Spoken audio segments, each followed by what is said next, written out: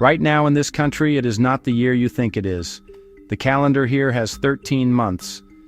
The year is almost 8 years behind the rest of the world. And yeah, the clock resets at sunrise.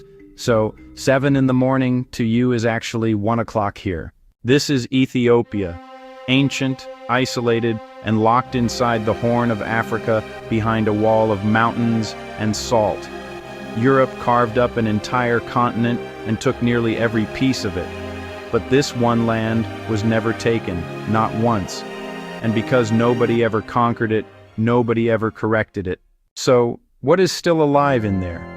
In the far south, there are women who line up and beg to be whipped. They blow horns while it happens.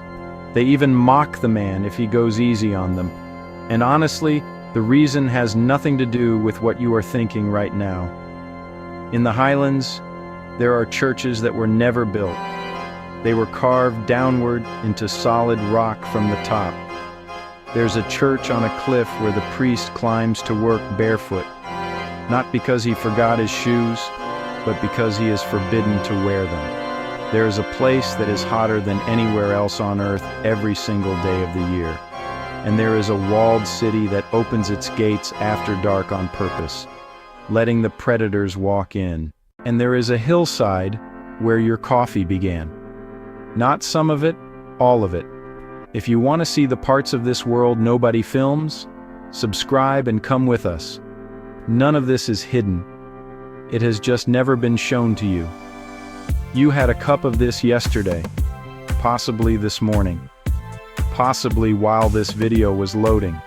All of it came from here. Not most of it, not the expensive kind.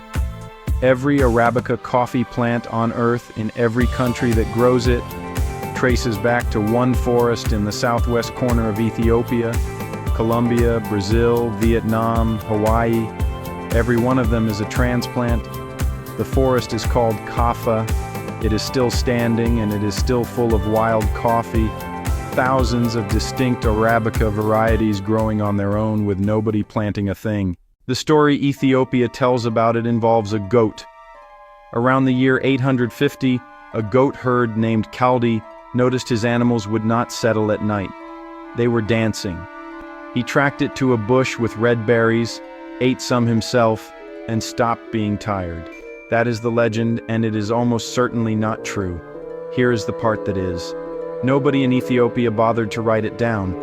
A European did 800 years later, which tells you exactly who was busy drinking the coffee and who was busy taking notes about it. Sidama is where it lives now. These hills run between 5,000 and 7,000 feet. Coffee likes that. Up in thin, cold air, the cherry ripens slowly. And a slow cherry has time to build sugars that a bean grown down on hot, flat ground never gets. Everything you pay extra for at a coffee counter, Sidama produces by accident. It is the single biggest thing this country sells to the world. $3 billion last year, close to a third of everything Ethiopia exports, and it is not grown by corporations. Somewhere around 5.5 million families grow it on plots you could walk across in under a minute. But, you know, the best of it never leaves the room. Watch an Ethiopian household make coffee. The ceremony is called Jabina Buna. It takes an hour. It happens 2 or 3 times a day every day. And honestly, nobody considers that strange. Green beans get washed, then roasted on a flat pan over coals, shaken constantly until they go black and slick and start to shine. The smell arrives before anything else does, and it fills the whole room. And that is deliberate. Grinding is done by hand in a wooden mortar. Brewing happens in a clay pot with a long, thin neck. Then it gets poured 3 times. 3 rounds, and each one has a name. The first is a bowl, the second is toner, the third is baraka, which means blessing, and you do not get up and leave before it. So, You know, it's not uncommon here to take an hour for coffee twice a day. The country that handed the world its favorite stimulant is, honestly, the one country that just refuses to be in a hurry about it. If you drive north out of these hills, well, the ground just stops holding together. Africa is breaking in half, slowly and directly underneath this road. The Great Rift Valley runs roughly 12,000 meters from Jordan down to Mozambique, and, you know, the Ethiopian section is where the tearing really shows the worst. Two plates pulling away from each other, the floor of the country dropping between them. Give it a few million years, and there'll be an ocean here. For now, there are lakes. The rift filled with water as it sank, and a chain of them runs down the country like a spine. One of them is Langano, and yeah, it's brown, not dirty, but mineral sulfur and iron held in suspension, which is why it looks kinda like weak tea, and why it's long been known as the one lake in Ethiopia where you can actually get in the water safely. In a country full of beautiful and forbidden lakes, this is the one that lets you swim.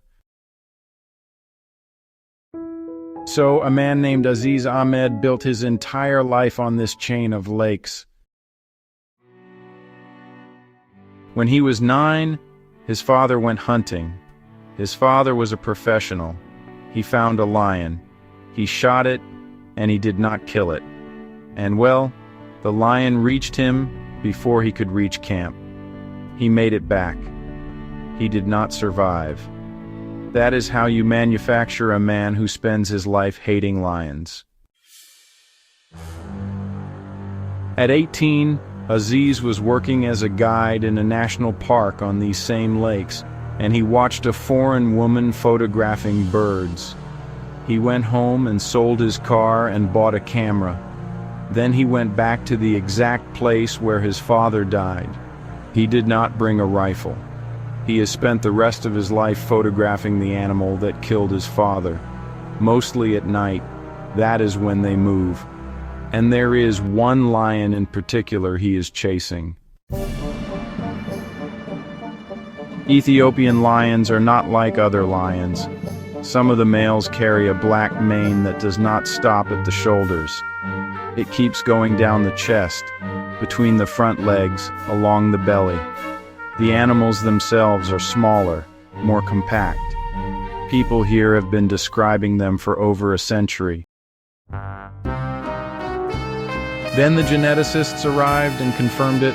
Those lions are distinct from every other lion population on the planet. Africa, Asia, all of them. Now here is the problem. The only ones anybody can point to with certainty are about 20 animals in a zoo in Addis Ababa. Not a reserve, a zoo. 7 lions were collected in 1948 for the Emperor Haile Selassie, and their descendants have been inside that fence for something like 18 generations. The scientist who ran the DNA work said it without softening it. As far as anyone knows, the males in that zoo are the last lions alive carrying that mane. Which leaves the question open, and it is why men like Aziz keep going out after dark. Ethiopian authorities say lions matching that description are still out there. Not here in the rift. Out east, out where the soil goes hard and the country turns to thorn. Out near a walled city that has its own arrangement with the animals that eat people. 7,700 feet. That is where the capital sits, and it is the highest capital city in Africa. New arrivals get winded climbing stairs for the first 2 days. The name means new flower.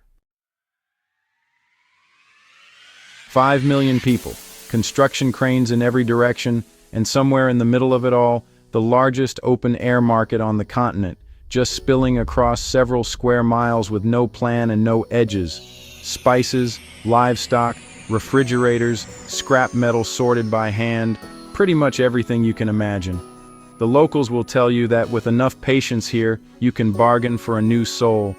It is called Mikado, which is actually an Italian word. Because here's the thing, this story has been walking around. Europe did get in once. In 1936, Mussolini sent an army with aircraft and poisoned gas. And for 5 years, Italy occupied this country. They built roads. They forced the merchants out of the old squares and into a new district, and they named it after themselves, and the name stuck. Then they were thrown out. Come on out. 5 years. That is the entire European chapter. No treaty, no colony, no handover, no flag lowered at midnight. Ethiopia is the one country on this continent where that chapter is 5 years long and ends with the Europeans leaving. They got a market out of it. They never got the clock. In Addis, the day starts when the sun comes up and the count starts from there. 7 in the morning to you is 1 o'clock here. Your noon is their 6. An entire city running on numbers that have nothing to do with yours in a country running years behind your calendar. And not one person here finds that inconvenient. Why would they? Matching was never the job.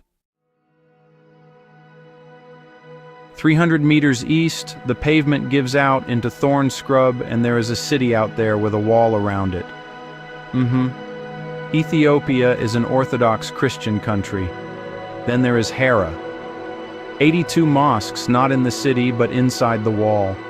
And the wall encloses less than half a square mile, which is roughly a third of Central Park. 82 mosques, 3 of them standing since the 10th century, plus 102 shrines crammed into a maze of alleys too narrow for a car to enter.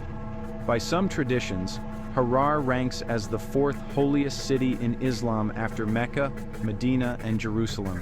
Muslim for roughly 1,000 years, sitting out here in the east behind a wall with an entirely different god at the center of its map. Nobody ever came and fixed that. Nobody tried very hard. There are 2 Christian churches standing inside those walls right now. And in 2003, the city won a United Nations prize for keeping the peace between them. They call it the City of Saints. The wall itself went up between the 13th and 16th centuries to keep armies out. 5 gates, solid stone, and it has holes in it. Small ones cut at ground level, deliberate, not damage, not decay. Somebody put those there on purpose, and they knew exactly what was going to come through. The holes have a name, Warabanoodle hyena doors. They were cut into a defensive wall so that spotted hyenas could get inside at night. Not tolerated, invited. For 500 years, the hyenas of Harar have come through those gaps after dark and worked the alleys. Butchers leave bones and scraps out for them. The animals take the waste, the carrion, everything the city would otherwise have to deal with itself. Then they are gone before dawn to walk away from. There are about 30 of them across 4 clans. And here is a detail almost nobody outside Harar knows. The old city is neutral ground. Those clans fight each other in the hills. Inside the walls, they do not. Something about that place makes them stop. Now the part you came for. At dusk outside one of the gates, a man sits down on the bare ground in the dark and starts calling. Not calling hyenas, calling names. He knows them as individuals, and they know him. They come out of the black one at a time. He feeds them strips of meat off his hand, then off a stick held in his teeth, jaws closing inches from his face. A spotted hyena crushes bone. Nothing on this continent bites harder. Nobody in Harar has ever been eaten. And the origin is not what you would guess. This is not some ancient rite. It actually started in the 1950s with a farmer named Isef Mume Salai, who was just tired of hyenas taking his goats and decided, you know what, I'm going to feed them instead. And it worked. The hyenas stopped taking the goats. His son does it now. The genuinely old ritual is quieter. Once a year, the city sets out bowls of porridge at the shrines. If the hyenas eat it, the year ahead will be good. But if they walk away, the elders start worrying. Sit with the sentence that city is living inside. Everywhere else on Earth, you build the wall to keep the predator out. Harar built the wall, then cut a door in it, then set the table. Most people will not sit down in the dark and call a hyena by name. And, honestly, most people would not have watched this far either. If you are still here, subscribe,